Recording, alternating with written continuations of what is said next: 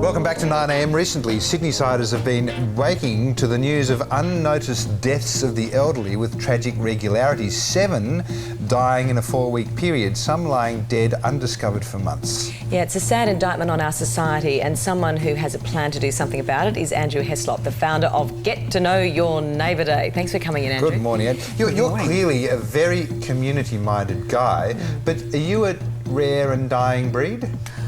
I'd hope not.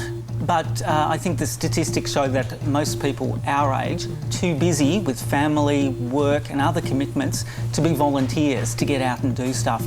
As families, you know, we've got other demands on our time. We've got to take the kids to sport. You've got to fit so many other things in. That traditional sense of volunteerism that our parents and our grandparents had just doesn't exist anymore, and not-for-profit agencies particularly are having to reinvent how they engage with communities, because particularly women at home aren't at home anymore, and that's the heritage of volunteering in Australia.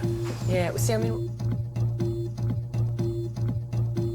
is part of it that people are too scared to get involved in case there's an issue of domestic violence or something they don't want to get involved in? I think part of it is something Dr. John alluded to earlier, where he said, you know, we're a more sedentary society. We don't walk around our suburbs. We don't take the kids for a walk. We don't walk to the shops. We get in the car and drive to the supermarket or the milk bar. So you're not really engaging with the people around you. Increasingly, we're developing communities where we've got big walls, we lock ourselves into compounds, we drive in, drive out, we never talk to anyone, and that's part of the problem. And that's the thing. In December last year, NRMA Insurance released a survey that said people in the city were 3 times less likely to engage with their neighbours than people who lived in the country.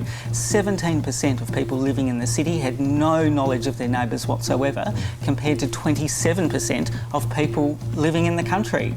And I think that's just remarkable. So the bushies are doing something right out there, and we need to take their lead, don't we? That's right. I live part-time in the country, and it is. You do know the people walking down the street. You go into the newsagent, you know the people on the next farm. Yeah. But in the city, we're too busy locking ourselves away and being scared of what? Is part of that the